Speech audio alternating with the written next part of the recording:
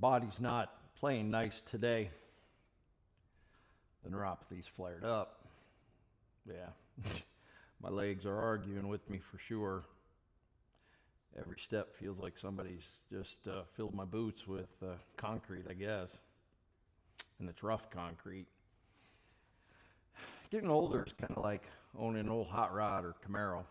Every morning you climb in, go to fire it up. You say, all right, what's rattling today?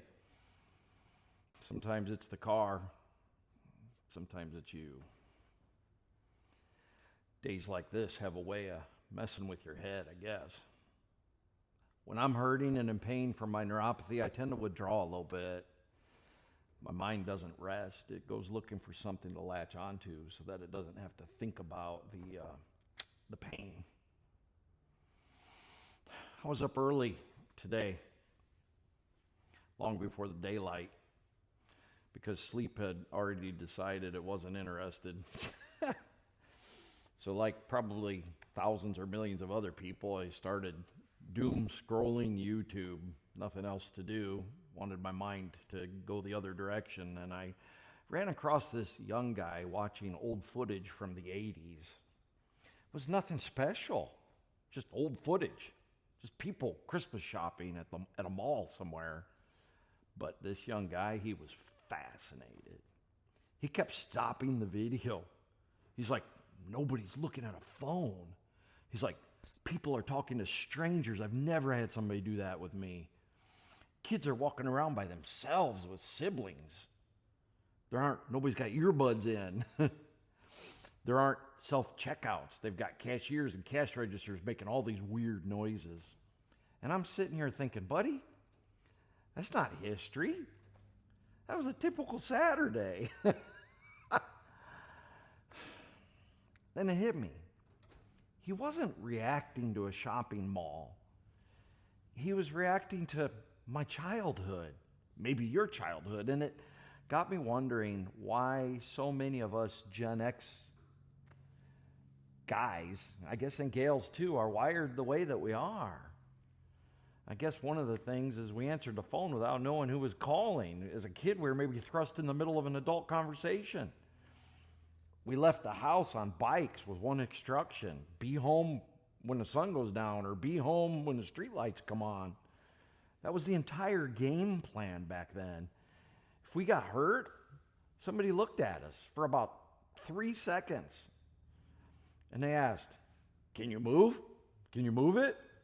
If the answer was yes, well, you already know the rest. Walk it off. We figured things out because there wasn't another option.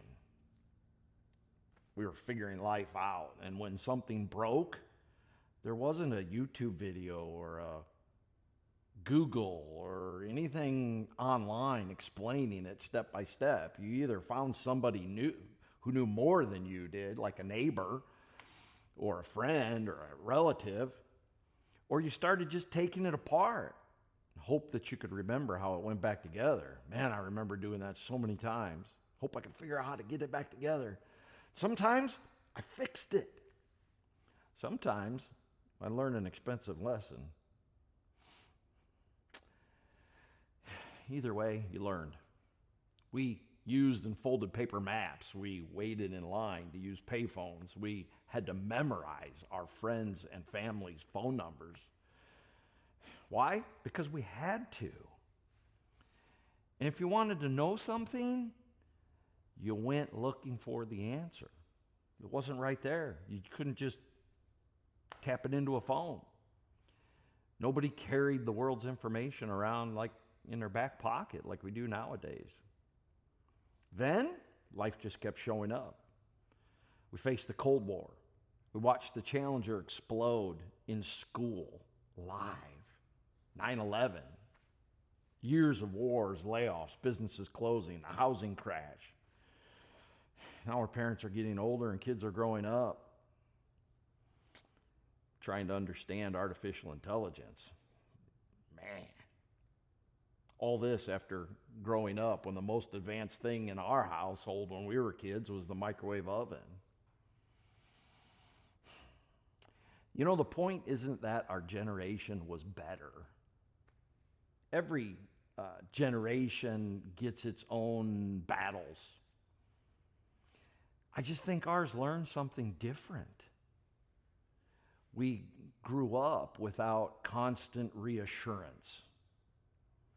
The world didn't stop every few minutes just to ask us how we were doing or what we were feeling. It just simply handed us another problem.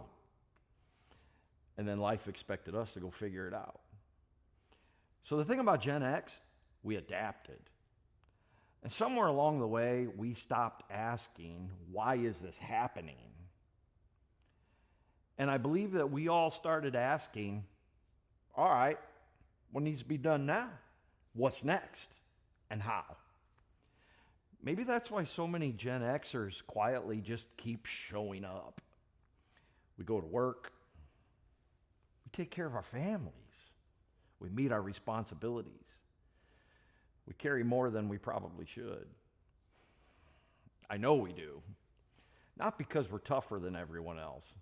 Well, but because life has been training us for a long time. Trust me, today my feet and my legs are reminding me that I'm not 25 anymore. But I've also learned something after 50-some years on this planet. Panic has never solved a problem. Complaining has never repaired anything. Quitting didn't build the life that I wanted. You don't always get to choose what happens to you in life. But get this, you do get to choose what kind of person you're going to be because of it. You know, I hope when my kids and my granddaughters think about me someday, that they don't just remember a man who never struggled, wasn't perfect. I hope they remember a man who just kept building anyway. Because maybe that's what being a builder really is. Not necessarily building houses, not necessarily building businesses, not even building cars.